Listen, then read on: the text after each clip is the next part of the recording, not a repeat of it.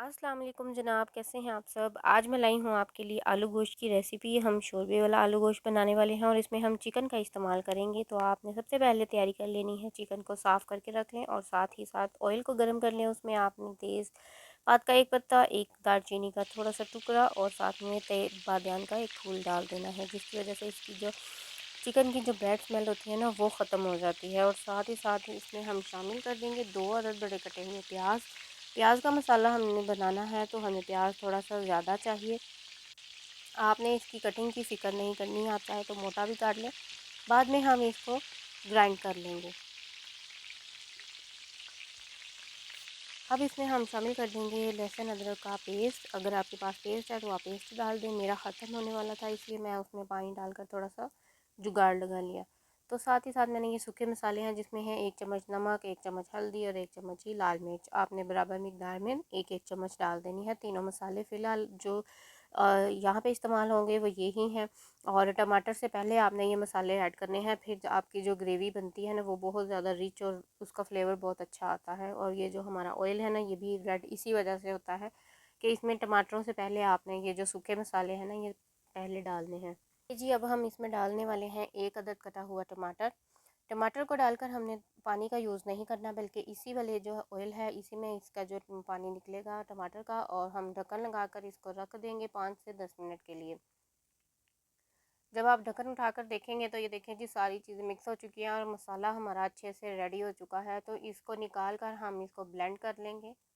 तो साइड पे कर लेते हैं, इसको निकाल लेते हैं, ठंडा करके आपने इसको ब्लेंड कर लेना है। और जो हमारा ऑयल बाकी बचा है, इसमें हम फ्राई कर लेंगे अपने चिकन को पहले आपने अच्छे तरीके से धोकर इसको चंगेर में रखना है, ताकि ये इसके जो है ना वो खुश्क हो जाए। पानी इसमें बिल्कुल भी नहीं होना चाहिए, वरना इसमें जो है ना घुलने का प्रोसेस है ना, वो ख़राब हो जाता है।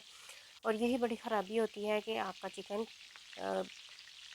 रेज़ा रेज़ा हो जाता है। जब आप आलू शोरबा बनाते हैं ना, तो आलू शोरबे की जो रिक्वायरमेंट है ना, वो ये है कि इसमें जो चिकन की अपनी बोटी बरकरार रहे, आलू अपने साइड पे रहें और साथ में थोड़ी सी ग्रेवी हो। तो इन चीज़ों का आपने बहुत अच्छे से ख्याल रखना है। तो ये देखिए जी, चिकन फ्राई हो चुका है। अब इसको हम वो जो मसाला हमने ब्लेंड किया था ना, वो डालकर इसकी अच्छे तरीके से भुनाई कर लेंगे। भुनाई में आपने कोई पानी ऐड नहीं करना, 2 से 3 मिनट आप ऐसे ही भुनाई करेंगे। बाकी अगर पानी की ज़रूरत पड़ेगी तो आपने जिस बर्तन में ब्लेंड किया था, जिस जग में, उसमें आप पानी डालकर इसको खंगाल कर वो डाल दें। इससे ज़ायद पानी आपने ऐड नहीं करना। अगर आप ज़्यादा ग्रेवी रखने वाले हैं तो फ़िलहाल अभी आपने यहाँ पे कुछ भी नहीं ऐड करना। आगे चलकर मैं बताती हूँ कि आपने पानी किस जगह पे डाल सकते हैं। तो ये देखिए जी, ढक्कन लगाकर मैंने इसको गलने के लिए छोड़ दिया था। चिकन हमारा अच्छे तरीके से गल चुका है। और अब इस टाइम पे मैं ऐड करने वाली हूँ इसमें आलू का साइज़ आप अपने मर्ज़ी से रख सकते हैं। कुछ लोग इसके 4 टुकड़े करके डालते हैं, कुछ लोग 2 टुकड़े करके डालते हैं। तो जैसे आपको अच्छे लगते हैं आप वैसे डाल सकते हैं। ये देखें, 2 से 3 मिनट ही लगे थे और ये मेरे जो आलू है ना, वो गल चुके हैं आसानी से। तो अगर आप पहले ही ज़्यादा पानी डाल देंगे ना, तो वो मसला करता है और चीज़ें भी जो है ना, वो खुरना शुरू हो जाती हैं। तो ये देखें जी, ये है मेरे पास धनिया और मेरे पास हरी मिर्चें कटी हुई, जो मैंने बारीक काट ली थी, इसको मैंने अब डाल दिया है। और इस टाइम पे मैंने 1 चम्मच गरम मसाला और हाफ़ चम्मच मैंने चम्मच जो हमारे घर का आम होता है ना, वो वाला, उससे मैं मैयर करती हूँ। तो वो मैंने ये आधा चम्मच मैंने काली मिर्चों का डाला था। तो हमारा मसाला जो है वो बन कर तैयार हो चुका है, हांडी मुकम्मल हो चुकी है। इस टाइम पे अगर आप मेरे चैनल पर नए आए हैं तो प्लीज़ चैनल को सब्सक्राइब कर दीजिए और लिंक को शेयर कीजिए अपने दोस्तों रिश्तेदारों में और अपने फ्रेंड्स के साथ।